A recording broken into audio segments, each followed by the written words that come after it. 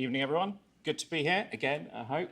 So, in case you come away from this talk thinking I'm very anti-AI and I'm very against machine learning and artificial intelligence, don't. As mentioned, if you go to my LinkedIn profile, you can download that book for free from NVIDIA. It's got some actual good use cases for AI, especially for defensive cybersecurity. There's lots of really great opportunities for using machine learning and AI and large language models. But that doesn't make a very interesting talk. So we're going to be looking at the bad side of stuff. Before I get any further, one thing I will mention about myself, obviously from the accent, I'm English, I have a German name, I live in Italy, and I have Latvian citizenship. So I'm a bit of a mutt, but I'd like you to remember those bizarre data points as we go through the talk, because they're going to come a bit more relevant towards the end. So, first of all, one of the big problems with AI, and one of the big problems with the tech industry, is that second only really to politics, the tech industry is one of the largest concentration of liars and thieves and grifters. And we've seen this repeatedly. Whenever there's a new technology that comes out, everyone slaps that label on their shonky 20-year-old product and says, yeah, antivirus infused with AI. We have anti-malware software that uses the blockchain. Right? They jump all over it like rats on fleas on a rat. And it's a problem because if we want to talk about the dangers of a new technology, this kind of muddies the water. We can't really have a meaningful conversation about the pros and cons of a technology if everyone is saying, oh yeah, my $1,000 phone has AI in it because it can use your picture to do a Google search. So one of the things that we need to do first of all is look at what do we mean by AI and what is the current crop of AI solutions actually doing. And for that, we're going to go back. We're going to go back, obviously I've got lots of grey hair, we're going to go back before even my early days of getting involved in computing, all the way back to the Second World War. We're going to talk about this chap, Alan Turing. He was fairly clever. He came up with one of the first designs for the programmable digital computer. And specifically a digital computer because back in the 30s and the 40s, a computer was some bloke with an abacus who could use it very, very quickly and add and subtract stuff very, very quickly. That was the pre-war vision of what a computer was. Turing came up with the idea of a digital computer. And obviously it helped massively with the stuff that he's most famous for, which is cracking codes in the Second World War. But some of his real breakthroughs in the area was talking about a programmable digital computer. Rather than building a single-use computer that can be used to crack codes, create a digital computer that can be programmed to carry out many, many functions. And so in many ways, his ideas were the precursor of the laptops and the mobile phones and all the other smart devices that we've got today. He then developed the idea of what he called a Turing machine. If I can develop a digital programmable computer that can be programmed to carry out a task, it can be programmed to carry out the tasks of another computer, and maybe one that's not programmable. And some of you will recognize this. We deal with it every day, especially if you're involved in arcade machines or game console hacking, right? This idea of emulators, of virtual machines, of containers. We use it every single day, and most modern phones these days will have some sort of containerization in them to split work profiles from personal profiles. And this was an idea that Turing came up during the war when he was developing his code-breaking machines. And then he took it a step further, and he said, well, if we can develop a machine that can be programmed to emulate another machine, why can't we develop a machine that can be programmed to emulate people? Now, there's lots of arguments to be said, okay, there are some very, very simple people, like politicians. It's very, very easy to emulate. You just stand up and you lie. Easy job. Anyone can do that. I've got a pocket calculator that can do that. Turing was taking it a step further and saying, well, actually, if we think and if we take in input and we process it and then we generate output, that should be able to be encapsulated inside a programmable computer. And he went a step further and he said, okay, if we do that, surely then this machine intelligence is going to be indistinguishable from a real person. Obviously not a politician, I'm talking about a normal thinking person who's capable of original thought. So he developed this idea of a Turing test. And the Turing test is essentially a bunch of people who sit down and they ask a series of questions designed to suss out, am I talking to a very, very clever machine, or am I talking to a very, very stupid politician? And the Turing test remains kind of the gold standard about how do we define artificial intelligence? And it's essentially something that can pass the Turing test and that can pass off as human. A lot like Boris Johnson if you're in the UK. Now, if we look at current AI solutions, they can pretend to be humans. They can emulate human speech, but none of them are capable of actually passing the Turing test. They're not actual artificial intelligences. And marketing people have come up with a whole bunch of largely inaccurate labels to call them generative AI, large language models, blah, blah, blah, blah, blah, blah, blah, blah. There have been lots of really great talks at Hope so far, and there are some more tomorrow as well, that dig into the technical aspects of how the most common ones, large language models, actually work. And they look into the nitty-gritty of the technology and the underlying technical functions and how you program them and how you grow them. Really great talks, very, very technical. This is not one of those talks. I'm going to explain how LLMs, how generative AI works, via the medium of game shows. Some of you may recognize this. This is Family Feud, I think you call it over here. In the UK, we call it Family Fortunes. And there's a whole bunch of social discourse that can be explored about why those are two very, very different names. But this is fundamentally how AI, as is sold to us today, works. We have a pool of data. It's gathered from data subjects who are members of the public. We have a prompt, and then people have to guess the statistically most likely answer to that prompt. Whoever invented this was an absolute genius and deserves the Nobel Peace Prize, right? Statistics as entertainment, who would have thought that? And if anyone's ever studied economics at university, you're probably as gobsmacked as I am that this actually took off and then is screened across multiple countries as well. Absolutely genius idea. Fundamentally, AI, as we think about it, is an authoritative statistics engine.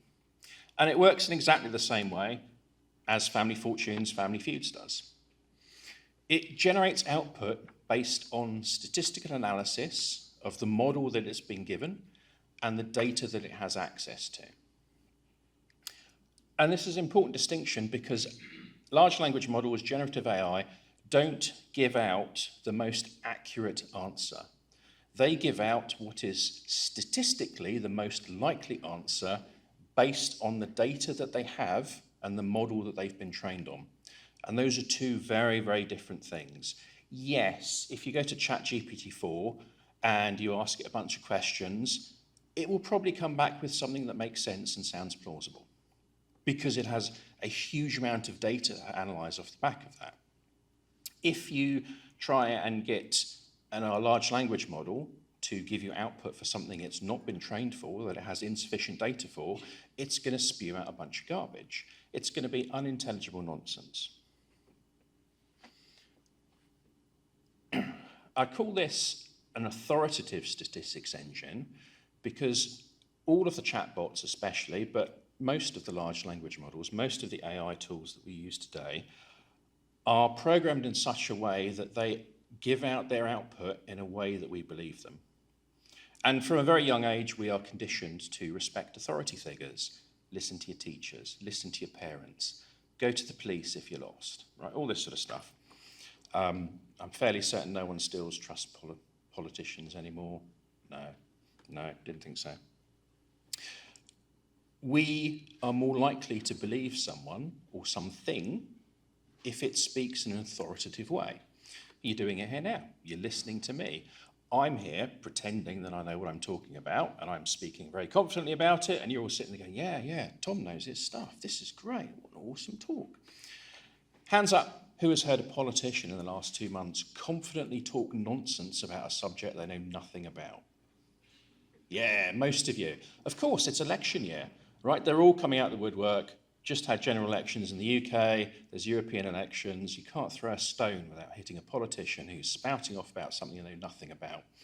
But people listen to them, And they listen to them because they speak in an authoritative way. They have mastered the art of appearing cleverer than they are. And this is fundamentally built into all large language models. This is fundamentally built into AI solutions.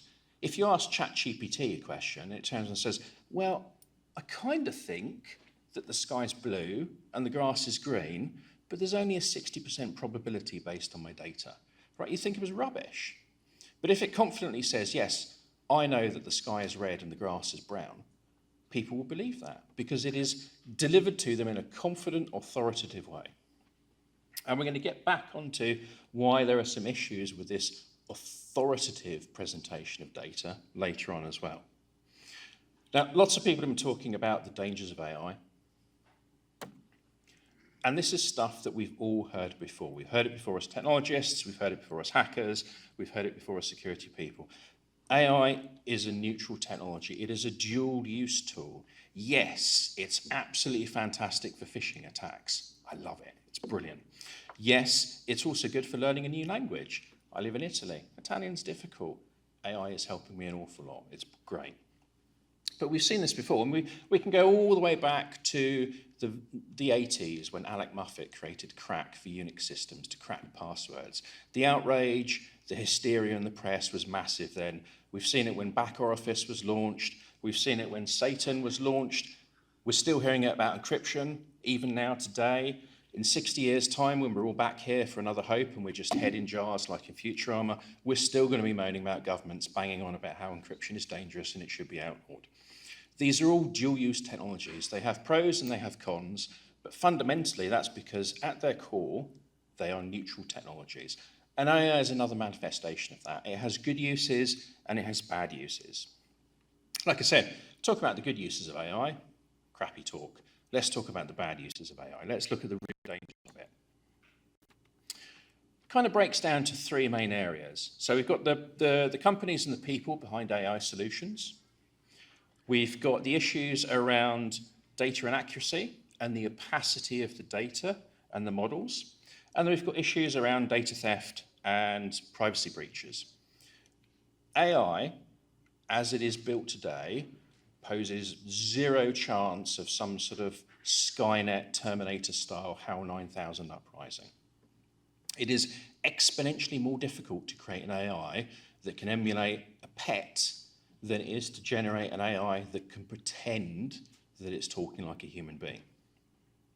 And some of you will be looking down this list, some of you have been to some other great talks this weekend, and you'll be looking there and saying, wait, how come you're not talking about misinformation? That's like the big headline grabber at the moment. AI is going to impact our elections. The problem is that using AI for misinformation is a symptom. AI is not the cause. Misinformation has been around for as long as there's been conflict. If you go all the way back, if you believe this sort of stuff, to Cain and Abel, I'm fairly certain that Cain would have turned around and gone, I didn't kill my brother, it was fake news. This has been endemic throughout history. And also when we look at misinformation, we don't have to go that far back either. We can go back to when the internet started to be generally available. The hysterics in the press at the time about how the internet was going to undermine social fabric, how it was going to mislead people, it was going to break the democratic process. Before that, we had the same arguments with TV. When politicians first started appearing on TV, when TV started to get popular, again, a social outcry about this is going to give politicians an unfair advantage. A politician who can speak eloquently on TV is going to get more votes than a politician who comes across as a buffoon. Which was the same argument we had when radio became available in households, which was the same argument we had when newspapers started to be printed, when the printing press came out. One of the very, very early arguments of the Catholic Church against the printing press was that the plebs would be able to get their own copies of the Bible, and then they'd be able to see that the priests have been talking nonsense at them. The priests have been talking to them about stuff that wasn't in the Bible, and that will undermine the fabric of the church and therefore society. It's bad technology. Misinformation has been around for ages. AI aids misinformation. It helps misinformation. But is misinformation bad necessarily? If a government is using misinformation to push propaganda, yeah, okay, that's bad. But we can use the same tool to push misinformation to undermine government propaganda. And people do. And there have been social uprisings that have been enabled by things like social media, social networking. If we think back to the Arab Spring uprisings, social media played a huge part in that, which is surprising to me because I think all social media is a total cancer. It's a blight on humanity. And yet here it is affecting positive social change. So I don't think misinformation is a uniquely AI problem. AI is a tool. It can be used in misinformation. And that's kind of handy for lots of people, but it's not a real danger. Thank you, Terminator. So let's dig into some of the cause of that first one. So the companies and the people behind AI. Now, I'm going to pick on Sam Altman. I'm going to pick on him for a number of reasons. He's a hateful human being. He is the poster child of terrible tech bros. And also the stuff that he has done with OpenAI is a perfect example of the dangers of large tech companies and the amount of data they hold. While Sam Altman was going on his very, very public, oh, woe is me, AI is going to destroy humanity, it's the new Skynet, why won't government step up? Behind the scenes, he was going to those government legislators and saying, you know what? AI isn't a problem as long as you trust us tech bros. It's all those hobbyists, it's all those upstarts who use AI for bad, but we've been entrusted with safeguarding the technology that underpowers Western civilization. You can trust us. So he was publicly saying AI is bad, while behind the scenes lobbying politicians and saying AI is good. If you are going to enact legislation, do it to protect us because we know best. Other large tech companies joined in because, hey, why not? Why should OpenAI get the slice of the pie? Google, Meta, Amazon, Microsoft, they all piled in with that. The end result was that the public hysteria about AI drove interest in AI, which pushed OpenAI's valuation through the roof, which enabled Sam Altman to execute a boardroom coup and to make a, frankly, shit ton of money off the back of that. It also then meant that legislators enacted laws around AI that erected barriers for competition. And I'm going to specifically call out the EU, big fan, like the DSA, like GDPR, their most recent AI Act, total bag of spanners, utterly, utterly useless. All it does is create a barrier for entry against tech company competitors. And we'll get into ways that we can fix that a bit later on. Just going to point up here as well to that newspaper article about Sam Altman's personal net wealth, because not only did he manipulate the media and manipulate government to secure a stranglehold on new technology, he then went off to all the other companies where he sat on the board and had influence and got them to make deals with OpenAI, who uses Reddit still. Few people, someone at the back, excellent. Reddit's recent IPO served no purpose apart from making some venture capitalists money. Reddit is essentially an online forum. It's a dead business model. You can't make money from that. And the last refuge of scoundrel VCs is to say, oh yeah, we'll make money from advertising. Reddit went one step further because they had this chap called Sam Altman on the board. Clearly, it must have been a different Sam Altman because this would have been a gross conflict of interest. But this shadow Sam Altman went to the Reddit board and said, you know what? Advertising's old hat. You've got this huge pile of data. That would be a great data set for an AI company. Happens to be, I know a really, really good one. Reddit had their IPO. They rewrote their terms of service. They snuck in a bunch of stuff that basically said all of your content, including all of your previous content, we're going to hive off to AI companies. And you can tell us not to, but it's too late because we've already done it. They signed a deal with Google, and a few weeks later, they signed a deal with OpenAI. And that's just one of the many backroom deals that Sam Altman has done for personal enrichment, but also to harvest data to power his main cash cow, OpenAI. Speaking of data, the second big danger from AI is data inaccuracy and data opacity. If you're here for the talk that was immediately before this one, there's some great stuff talking about GDPR. GDPR gives EU citizens copycats of GDPR that have popped up globally as well, give people similar sort of rights. It gives you the right for data that's incorrect to be fixed. It gives you the right to view what data is held about you, and it gives you the right for that data to be deleted. The problem with the large data sets that are required to train AI and the large data sets that are required to get AI to do what it does is that no one wants to talk about where that data came from. And they don't want to talk about it because they've stolen it. I haven't given my consent for my data to be sucked into OpenAI or to Google or to Facebook or any of those other training systems. They are also not talking about how were their models trained. And these two combined means that any large language model, any generative AI, has a huge amount of opacity. It is impossible for an outsider to understand how it does what it does, which means if it spits out incorrect data, I have a legal right for that data to be corrected, but the AI companies can't actually do it. There's also the problem that this introduces bias. Depending on the data set that is created, we will get bias appearing with it. Now, hands down, my favorite AI tool ever was Microsoft's Tay Tweets, a fantastic social experiment on how people on the internet can fuck over big tech in a matter of days. It went live. Some idiot at Microsoft said, wouldn't it be good if we plugged an AI, just plugged it straight into Twitter, possibly the most toxic cesspool on the internet, and we'll just have that raw, unfiltered data come in and train our AI, and it will then turn into some sort of all-knowledgeable Gaia that will guide humanity. What actually happened was that within 2 days, Tay Tweets became a misogynist, racist Nazi, and it wasn't shy about telling people about that.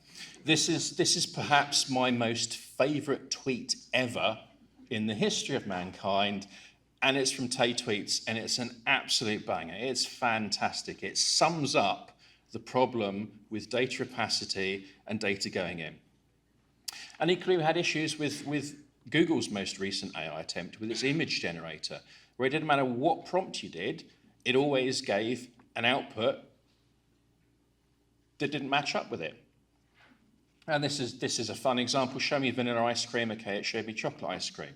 Why? Because there was an inbuilt bias within the Google team to address what they perceived, quite rightly, as data bias against minorities. Great, okay, but if you build that into your model and you don't think through the problem, you ask it to draw a picture of a white car and it's going to draw a black car. If people are relying on that output, foolishly, if people are trusting that output, you're going to get incorrect data out. Now, that's not to say that meddling with models and training models so that they adjust for racial bias and societal bias is the wrong thing to do. It's not. We should be addressing that. But it should be addressed at the fundamental levels of the model, and it should be addressed with the data that we feed into it. If we feed it in the raw Twitter feed, Twitter is rife with sexism and racism and polarized political ideals. It's never going to have any sort of valuable, meaningful output coming in. And because we don't know how these models are trained, and because we don't know the data that's used for them, apart from Tay Tweets, it means that we can never trust the output. There are people out there who are relying on GitHub Copilot, for example, to generate code for them. Foreign hostile nation states, and for me as a European, that includes the US, have been happily cloning GitHub repositories, injecting malicious code, and then using click farms to make it look like those repositories are very, very active, which means that Copilot then says, this is the most active repository, I will give this an artificially high weighting, sucks in the malicious code, and then spits it out to an unsuspecting developer who then pastes it into production. And lo and behold, we get a load of organizations pwned and no one knows why, because they've not checked the code. This is a fundamental problem. And some data scientists, I'm not going to tar them all with the same brush, have called this hallucinations, which fits in very nicely with the narrative that we're dealing with an artificial intelligence. The problem is the phrase hallucinations to describe this is bollocks. It's not hallucination. The machine is not dreaming. We haven't entered some Philip K. Dick novel where we're going to have Blade Runners running around after these things, shooting them up because they're dreaming. It's a bug. It's a data issue. And it's one of the oldest issues that we've got in technology. Garbage in, garbage out. If you don't know how the model is trained and you feed it the wrong data, it's going to spit out gibberish. If you don't know what data you've got and you can't audit that data, you can't rely on the output. And that brings me to the last sort of major problem with this, which is fundamentally data theft. We've already, all of us here, should be quite familiar with the ideas about large tech companies stealing our data, constantly mining everything that we do and using that data initially for behavioral analytics to sell us more shit, and then later on for adverts to try and click us, to get us to click to buy more shit. And now that's being fed into AIs. It's being used as a data pool to drive into this.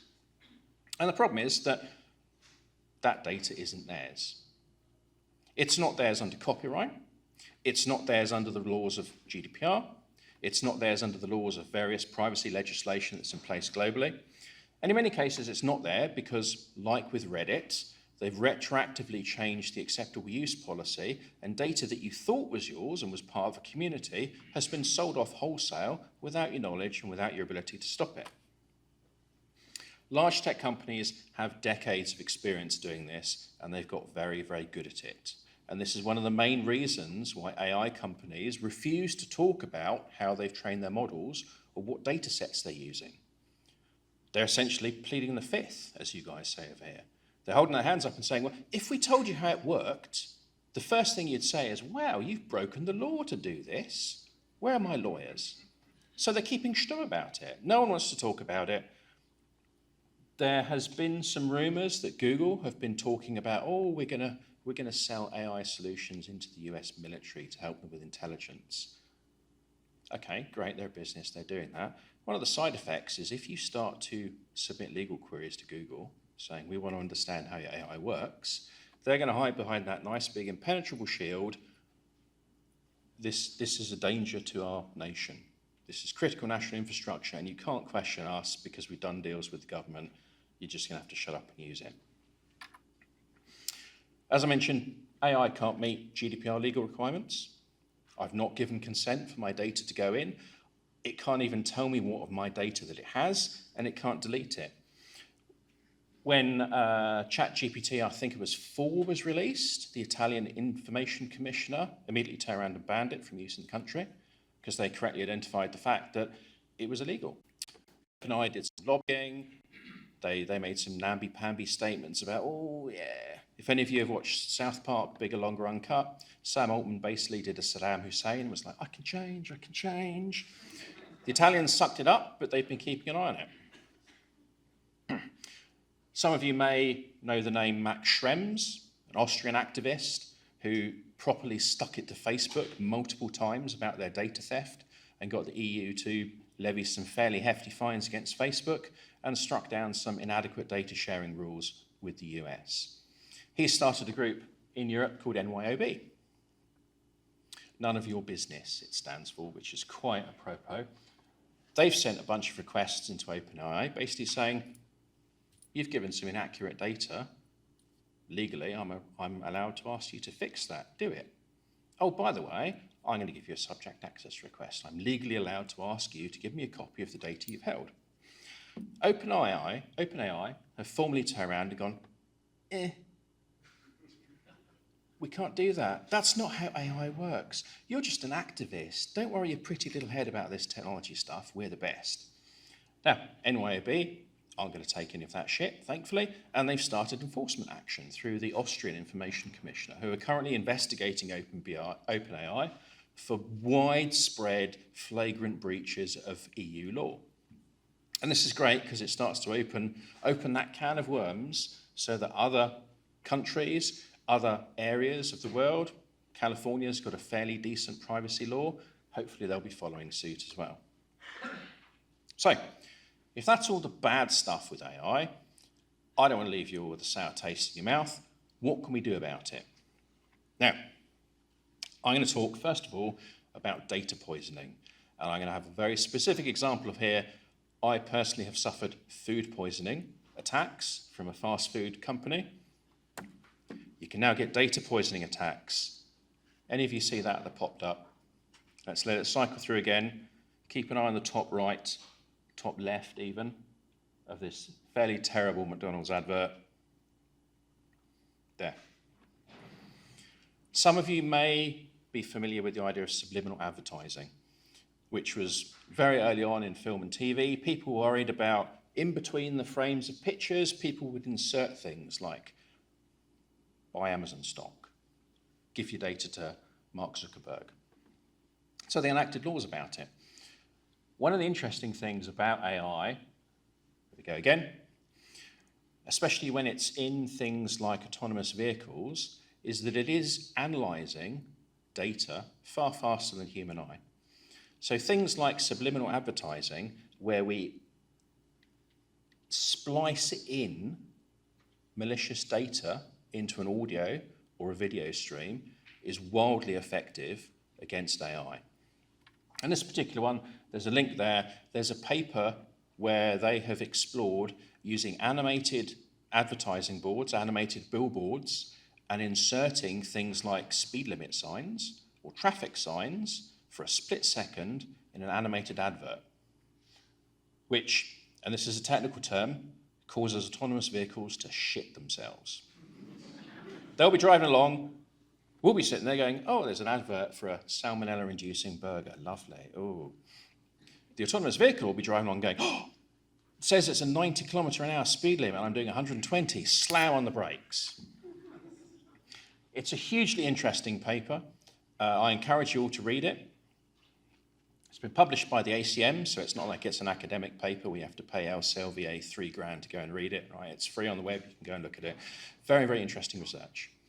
And they talk about this problem about poisoning data feeds that come into autonomous vehicles, large language models, and things like that. But we can take it a step further. Poisoning the well becomes a hugely effective tactic. Now, I'm a bit of an arse, I'm a troublemaker, I'm a huge fan of direct action, and that's got me into a lot of trouble over the years. So I'm a huge fan of poisoning the well. There are tools out there you can get, which you plug into your social media profiles, and they will overwrite everything with gibberish. And those are hugely successful for feeding crap data into companies that are stealing your data. You can get them that will overwrite your Reddit history. You can get them that overwrite your Twitter history. You can even get them that will overwrite your Facebook history. Plug them into the API. You give them your credentials. Who cares, right? It's scorched earth policy. I'm abandoning Reddit. I'm pulling that ejection lever, and I'm going to create a huge mess on the way out. These are very, very useful tools for punishing companies for breaking the law and stealing our data. Other things that we can do is that we can expose the botnets. And there are a lot of posts that you see, especially now it's election year, where you'll see people on Twitter deliberately asking specific questions and using prompt injection attacks to get the AI-powered bots to spaz out and start vomiting out key phrases. And then you'll see pictures of people where they say, look, here's 1,000 accounts that said exactly the same thing and responded in exactly the same way. This is a botnet that is being powered by this specific AI. Expose it, shut it down. Kind of less effective now than it used to be on Twitter because, let's be honest, Elon Musk doesn't give a shit. If there's 1,000 bots, then that's 1,000 people generating comments that will make people outraged and they will respond, and then he can point to the usage stacks and say, look, I haven't killed Twitter, people are still arguing on it, aren't I great? There have been some talks this weekend, there'll be some more talks as well, about prompt injection attacks, prompt jailbreaks. And AI is sitting there saying, give me input. Now, that can be in the web interface for ChatGPT, it can be a bot that you're interacting in, it could be what you think is a request from someone to chat with you on WhatsApp. I've had a bunch come in for me last week from Signal that were very obviously bots, and I used prompt injection attacks to expose those. There's a bunch of different ways. Like I say, there's some good talks on this. There's lots of information out there about the different levels of prompt injection attacks and prompt jailbreaks and how you can use those to not only expose a bot, but also to get it to spit out stuff that's contrary to the constraints that have been imposed on it. We can support activists. The EFF are here, as always, doing a great job. NYOB are doing a great job in Europe. We have a good arsenal of legal tools. Again, in the previous talk, they were talking about the Digital Services Act in the EU. That imposes a lot of legal constraints on very large service providers to manage the data that they hold. It's kind of crappy because it's the first generation of that legislation and they're still sussing it out. But it's a movement in the right direction. And one of the benefits of legislation that's created in the EU is that we managed to get 27 different countries who are at each other's throats and don't even speak a common language to agree on something. So getting a 28th country that's not in the EU to agree, that's kind of easy. So there is a groundswell, an impetus, an inertia of EU legislation that means it can be used to affect and enhance legislation globally. And we've seen that with GDPR, and that's another tool in our arsenal. As I mentioned, NYOB are using GDPR to launch an investigation to OpenAI. Other people are using GDPR to launch similar enforcement actions. I believe there's one currently underway in Italy against Meta. There's one underway in Germany against Microsoft. And I think there's 2 in Google. But at any point in time, there's like half a dozen legal actions against Google in the EU because they're such a shit company. So what we can also do is use activism, use privacy-respecting groups to try and expose the models, try and expose the data set that's been created. There is currently a lawsuit that's trundling through the law courts here in New York. The New York Times, shockingly enough, are not known for very accurate reporting. They're taking AI companies to court because they're saying, hey, look, we're the ones who publish lies, not you, and you've stolen our lies and you've used it to feed your AI model, and that's outrageous, so we're going to sue you. A bunch of authors have jumped in as well. Why not? It's a class action lawsuit. Let's go for it. So there's legal action kicking off all over the place to hold these companies to account, to define where they got their data from. And that's important because when we know, as I mentioned, where we know where they got the data from, we know the inherent bias in the models, we know the inherent bias in their outputs, and we can also then suss out how did you train the model. If you use this data to train the model, these are the problems with it, this is what we can do with it. And finally, the last thing I want to wrap up with, possibly the most important one, education. One of the problems that we've got with the AI Act in the EU is that policymakers and lobbyists and politicians saw all of this media coverage for AI and stood around going, shit, we have no idea what this means. Is it HAL 9000? Is Google going to create Skynet? And then the usual tech companies came up and said, we know all about this because we're the idiots who created it in the first place. So let us tell you what's right to go into the law. And yeah, I'm harsh on politicians, but I have a lot of goodwill towards policymakers because they have a difficult job. They have to advise stupid politicians who just care about being re-elected about stuff that is going to stay on the law books for 5, 10, 15, 20 years. They don't know where to turn. They don't know where to get expertise from. We are those experts.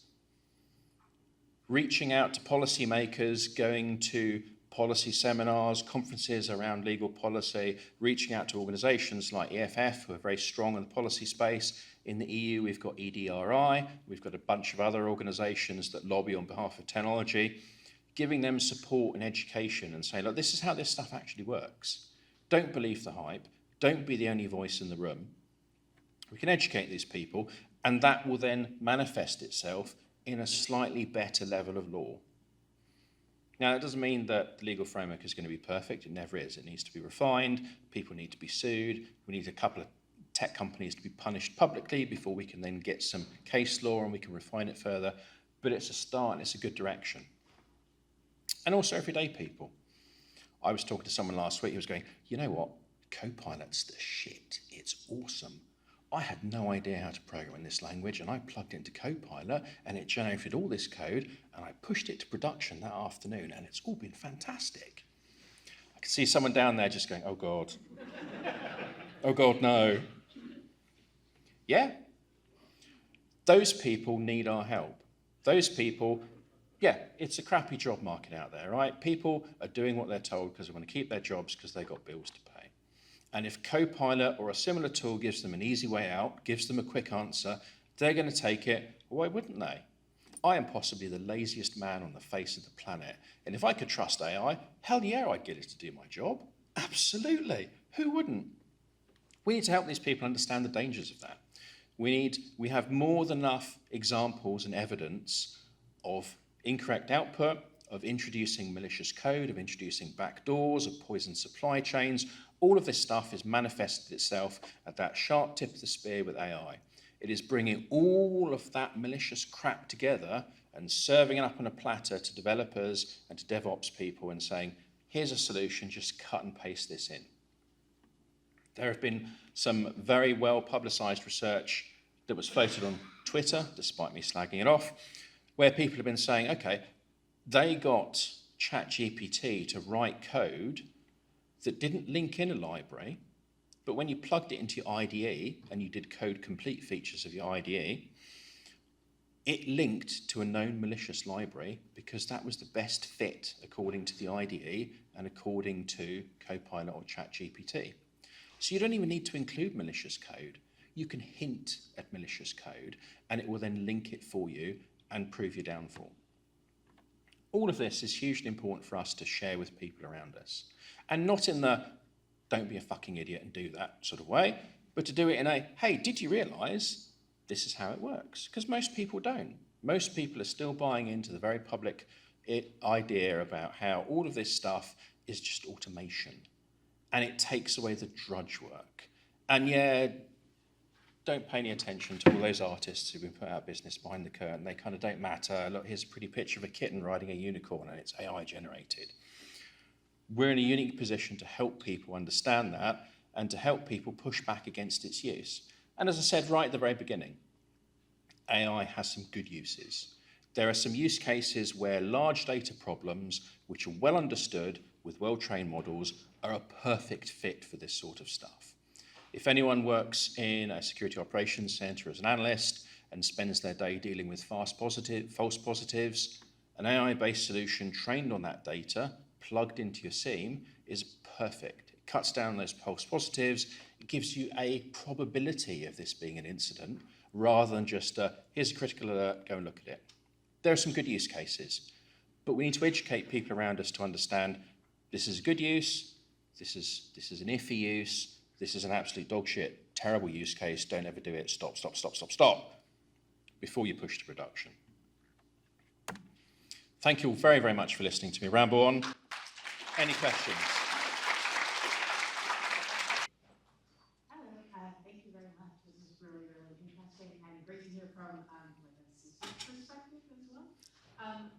As someone who is currently working on projects, trying to shepherd my organization towards like a slightly permissive and exploratory attitude towards AI, but also keeping in mind our privacy, our intellectual property, and fundamentally our safety. How do you explain that, or how do you make a compelling case to executives in dollars? In dollars, a good one. So my favorite is always to wave the GDPR boogeyman, which is easy for me because I'm in the EU and I work for an EU country. But GDPR reaches out beyond the EU. And GDPR is very strict, right? It's worst case, I think it's up to a 20 million euro fine or 4% of global turnover, which is the scary bit. Personally, I've had great success sitting down with executives and saying, yeah, you can do this, but I've told you that it's bad. So if you do it, you're knowingly breaking the law, which means an information commissioner is going to absolutely nail you to the wall for the maximum they can go for, as an example for others. So that's a good way of doing it. Another way of looking at it is getting them to think about corporate liability. And SolarWinds was a very, very good supply chain hack that happened last few years. There's lots of very well publicized data about how much it cost people to fix that. If you're in a business where you are generating code, and that code is being used in products or used by other people, you are going to be legally liable for the damages caused by that if you generate malicious code or if you generate code with backdoors in it, and it turns out that you just cut and paste that from the output of an AI. Another good area to look at is that whole area about IP, intellectual property. What is the data that's going into that AI, and what is it you're expecting to get out of it? If your company's IP, your business's IP is going into that AI, there is a dollar amount associated with that IP, and executives will know what it is because it's almost always got an insurance policy around it. And it also has value to the shareholders. And the market cap of the company or the amount of investment they've raised through funding rounds will give a dollar amount on the value of that IP. And that then, if I have a fledgling business and I've had $2 million of investment, and that investment is around the IP that makes that business valuable, and I go and stick that IP into OpenAI, it's completely opaque. No one has any idea what OpenAI do with that IP. Do they delete it? Does it get copied? Does it get reused? Does it resurface elsewhere? And the current lawsuit that's going on in New York, authors have said that they have seen word for word, verbatim, their copyrighted work being spat out of ChatGPT with the right prompts. So it's clear that data goes in, doesn't get deleted, and it gets shared out to third parties as well. If your business has a valuation, an investment round, if it has a level of market cap, that's based on your business's IP, and it's based on the revenue your business makes from that IP. So there's a very good dollar amount to slap onto that and make people think twice about the data they put in, or the type of AI solution they use. There are some AI solutions where you can have a dedicated instance where they claim that it doesn't share data with anywhere else, and it just uses the data you put into it. Do you trust them?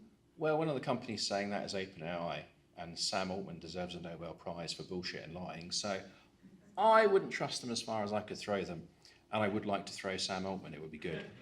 I reckon I could get him about halfway up there, easily. Any other questions? Yes. What would actually convince you that AI is alive, has consciousness, it's a silicon-based life form, we're a carbon-based life form, and because of the complexity of the LLMs, it has developed a consciousness spontaneously? What would convince me AI was actually conscious? Passing the Turing test. That's it? That's it, yeah. Now, in the 60s, there was a chatbot created called Eliza. That was put up against ChatGPT 2 years ago, I think. And Eliza managed to convince more people in the Turing test that it was conscious than ChatGPT 3 did. So it's a 60-year-old chatbot is more effective at convincing people than the most recent but one iteration. Now, neither of those convinced more than, I believe it was 35% of the people interviewing them that they were actual conscious entities. So there's still a long, long way to go. The Turing test remains, I think, one of the best ways of judging is something sentient or not. Okay, one more question. Okay. I was just going to say, I think GPT-5 blows away the Turing test. Well, it'll be interesting. That's a rumor.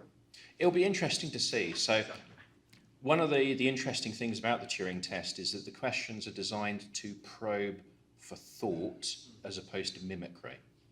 Now, I used Eliza on BBC Micro in the 80s. I hacked into the code, and I got it to emulate Margaret Thatcher, who was then Prime Minister of the UK. And my version of Eliza was fucking brilliant. Whatever you asked it, it turned and said, invest in the stock market, buy a Filofax, become a yuppie. It was brilliant. Now, that mimicked Margaret Thatcher perfectly, which was hugely successful. And we've spoken about LLMs and AIs being very good at mimicking stuff, but they are functionally still parrots. They are trained to mimic human speech and mimic human responses. Can you get a parrot to the point where you could be convinced it was a human? For some things, maybe, yeah. And ChatGPT and other LLMs are kind of getting there. But the thrust of the questions in the Turing test is less about can you mimic human responses, can you demonstrate original thought? And that for me is kind of the really critical thing in the value in the Turing test, is that pushing these models to demonstrate original thought rather than just mimicry or spitting out what they've been trained to be told. Guys, please put your hands together for Tom Krantz. What a lot to think about. Great talk. Thank you so much.